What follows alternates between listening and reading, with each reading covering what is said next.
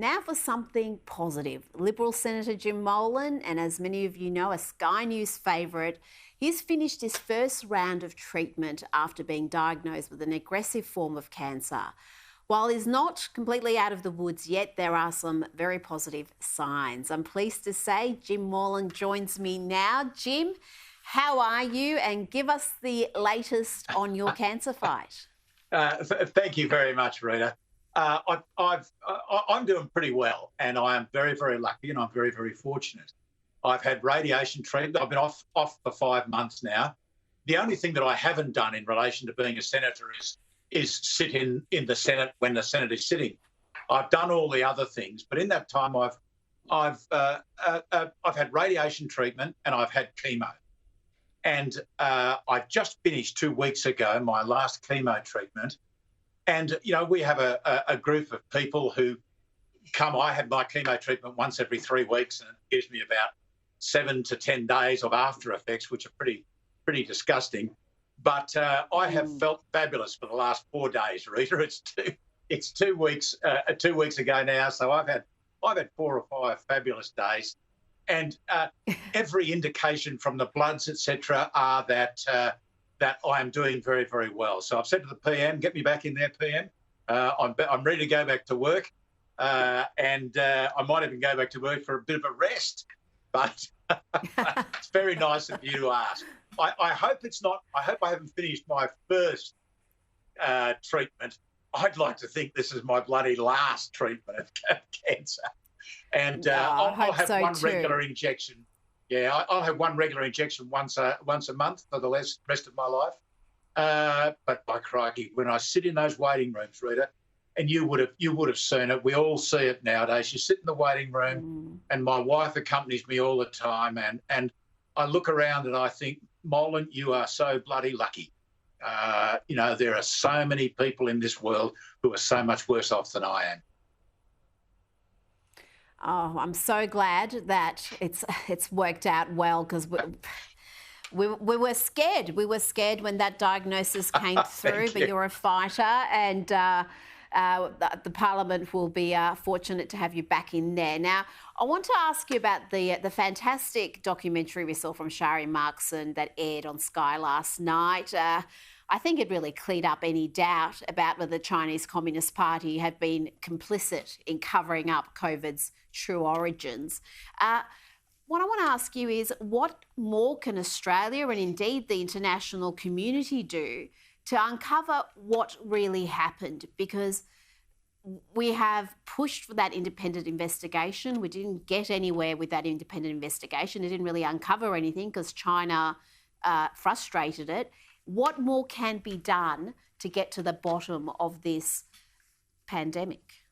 I think it's going to be very, very hard. And until the World Health Organization moves, and I don't see that moving particularly, although there have been some comforting statements out of them, you might remember that when our foreign minister made the polite request that it might be a good idea to know how this all started, then all of a sudden the grey zone conflict between Australia and China took off, and trade limitations were placed on us, and it's just got worse and worse and worse from that. And it strikes me, Rita, that every time we see an authoritarian government, be it Iran or Russia or China, who is caught out doing something, shooting down an aeroplane or having escaped from a lab, something which kills 4 million people throughout the world and has so far cost us $331 billion, they tell the most appalling lies.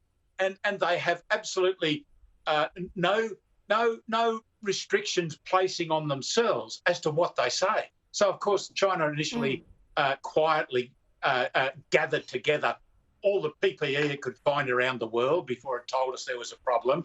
Then it kind of said this was due to something coming into the country on frozen goods from Australia. Then they said it was from the American military who came across with a sports team. And none of that was true. Sharri did a fabulous job on that. And I was very impressed by what ex-President Trump was saying, who put it down to incompetence, and I'm prepared to accept that. But why would you be modifying viruses like this to make them stronger if it didn't have something to do with weaponising the viruses. So I think she's done a fabulous job. I don't think we're ever going to take these people to the World Court. We're never going to hold them in any way, shape or form. And if we, given the fact that we've just made extraordinary announcements last week because we believe that there is a possibility of conflict and war, particularly between China and the United States, I don't think we're going to go to any court on any of this. Well, how likely is the prospect of conflict between China and the US in the next decade? Is that something that could seriously occur? Oh, yes, without doubt. And China has been saying it for a long, long time. It's been preparing for it, and it's produced the most extraordinary military, the most extraordinarily powerful military, whilst at the same time, American military power has decreased by 30 to 50% since the end of the Cold War. So we Australians tend to think, and thank God Prime Minister Morrison is now starting to do very impressive things about it. And this government has done amazing things since 2013 to increase our armed forces. But at the same time as Chinese military power has gone through the roof, the Americans have been spending all their military power on the wars they've been involved in, and at the present time during the administration of President Obama, of course, they reduced significantly their military spending. The Americans were tired. I think they're changing their mind now and focusing back on China, and a lot of that has to do with our foreign minister, our defence minister, and our prime minister. So I think war is possible because everyone's so armed. It's more than just likely. It's much more likely than most people are saying, because there is forces manoeuvring in the area, and I think it's not inevitable. But the nature of war, Rita, what exactly will happen in such a war is something that Australians should study, because we can never say to ourselves, we've done enough on national security and defence. 2%. We've got a military which is optimised for the last 75 years and is not very capable for what might come in this war. And I think that's the problem, Rita. The war is possible and we ain't prepared, and the America is no longer a dominating power. Oh, sobering comments there, Jim Molan. Thank you for your time tonight. Thanks, Rita. Good to talk.